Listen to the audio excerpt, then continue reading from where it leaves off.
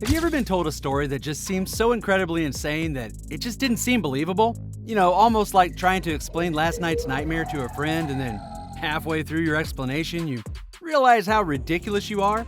Is it even possible to explain a nightmare and do it justice? So I had a scary dream last night.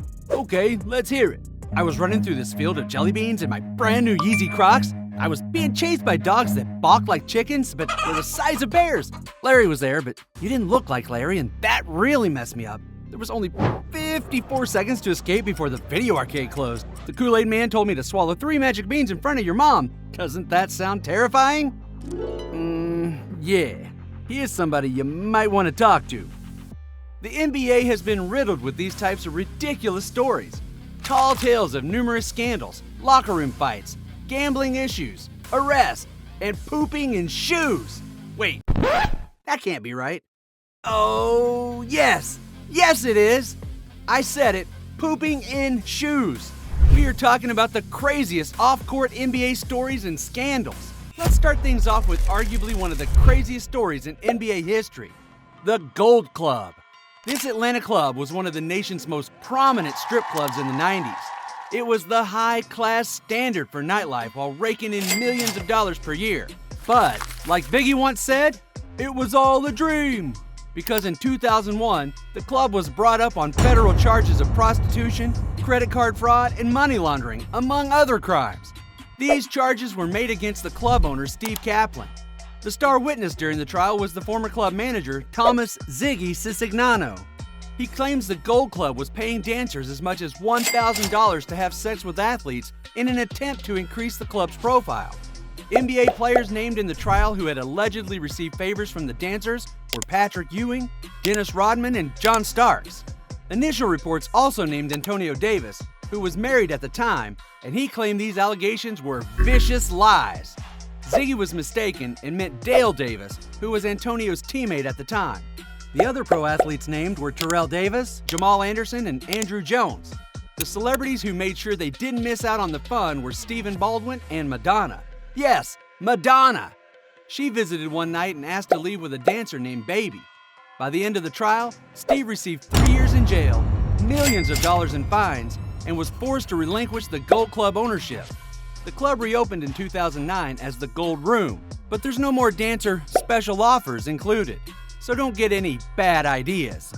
Speaking of bad ideas, NBA player Eddie Curry claims he had a bad idea when he invited David Kuczynski to be his chauffeur.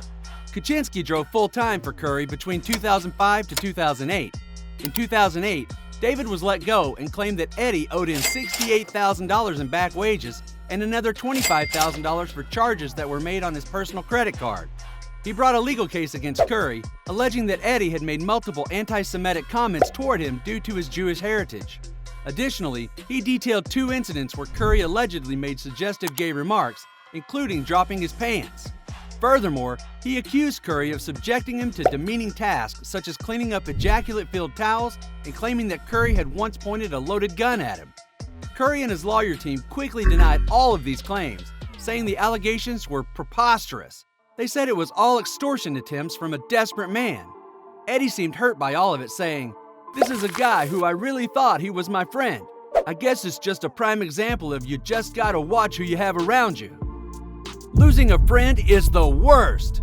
In 2009, Ron Artest told us all about the time he lost a friend. After he was ejected from a playoff game against the Lakers, he told the media he didn't mind the physicality of the game. He said as a kid, that's how basketball in his neighborhood was. He continued to tell a story of his friend in a street ball game. A fight erupted over disagreements about the score. He used to land from a table, and they threw it. It went right through his heart, and he died. The media was shocked by this story and searched reports to find if the story was true. I mean, that story is too specific and crazy for him to make it all up, right? A 1991 Associated Press article was found. It reported that a 19-year-old basketball player, Lloyd Newton, was fatally stabbed with a broken-off table leg after a fight broke out during a basketball tournament. Such a sad story. It's unlikely Artest witnessed the incident since he was 12 at the time. It's more likely he knew Newton or heard about the incident since it clearly had an impact on him. Another way to lose a friend is to play the incredibly competitive game of Boo-Ray. This card game has really taken over the NBA. Bobby Portis once said, "We'd rather play Boo-Ray than go out to the club. It really makes you lock in and think. It gets heated because there's money on the line."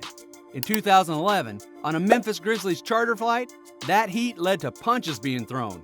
Grizzlies teammates O.J. Mayo and Tony Allen were having a friendly game of Boo-Ray.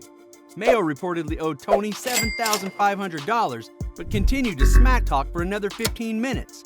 Allen didn't appreciate that very much, which pushed him to throwing a succession of punches all over the face and body of Mayo. That wasn't the furthest a game of Boo-Ray pushed NBA teammates, though. Christmas Eve in 2009, a game between Gilbert Arenas and Javaris Crittenton got heated enough that Arenas brought 4 unloaded guns to the team's next practice. In the locker room, he confronted Javaris while laying them out on the table. Arenas said it was all a joke and it was about me calling his bluff. "You say you're going to shoot me? Fine. I'll bring you the guns to do it." Javaris responded by saying, "Oh no, you don't need to shoot me with one of those. I've got one right here." Javaris said this while turning around with a fully loaded gun of his own like the old Western movies. Luckily, no shots were fired. The NBA really wasn't happy about players bringing guns to work. Both players were suspended for the rest of the year. 2 years later, Crittenton accidentally killed a 22-year-old mother of 4 during an attempted gang shooting. He pled guilty in a plea bargain and is serving his 23-year sentence in Georgia. Javaris wasn't the only teammate that Arenas pushed too far, though. Gilbert was known as a team clown and prankster. As a rookie, he was sent to get sprinkled donuts for the team. He came back with glazed donuts that were dusted in baby powder. He also once stole Nick Young's car keys on a road trip and mailed them to a person in Washington, D.C. He sent them with instructions to steal Young's car. Another prank he commonly pulled was cutting up teammates' clothes during practice, so the player would have to go home uncomfortable in sweaty and wet clothes. One teammate who didn't take too kindly to this prank? Andre Blatch. Andre saw his clothes that way and assumed it was Gil. Then he grabbed all of Gilbert's clothes and threw them in the jacuzzi. I guess Arenas was all out of thoughtful and clever retaliation ideas, so he decided to take a giant crap in Andre's shoes. This incident by his teammates has been referred to as Poopgate. That move seems more like a teenage prank during sleepovers. Never, ever be the first one to fall asleep, or you'll get your shoes pooped in. You know what? I'm gonna go poop in his shoes. You do that for me?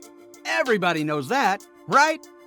Before we get into this last story, here is a couple of quick but crazy stories. In 2007, at 2 in the morning, a man was walking the streets of LA with a giant sheet cake. He ran into Ronnie Turioff, Kwame Brown, and Lamar Odom. The man asked Ronnie for a picture. Kwame Brown, for reasons unknown, grabbed the cake and threw it at the man. He then jumped in his white limousine and left. Maybe he was upset he wasn't offered any cake. But moral of the story, don't walk around anywhere at 2 a.m. with a giant sheet cake. In 2004, Portland Trailblazers forward Kentel Woods was pulled over for speeding. He then offered the police officer only his basketball trading card and 2 credit cards for ID. I think we're all shocked that didn't work. A man known for trash talking and fighting on the court is Zach Randolph. But what about the fights you didn't know about? In 2011, Zach Randolph had the neighborhood weed man, James Beasley, over to his mansion. Zebo apparently didn't like Beasley's $200 price for a half an ounce. James responded by saying, "I'm like Zach, man, I'm trying to make a couple bucks too, man. You got millions of dollars. I don't." Zach didn't like that response and reportedly snatched the bag of weed from Beasley and ordered his entourage to beat him up. They chased him out of the house with pull cues, punches, and kicks. James recounts his escape from the mansion by saying, "I'm swinging, trying to protect my life. I'm ducking, I'm slipping. They're hitting me, they're kicking me. And I just feel one big bang and crack." So many crazy stories to discuss throughout the years. Please tell us some of your favorite insane NBA stories. If you like this video, please like and subscribe for more outlandish basketball content.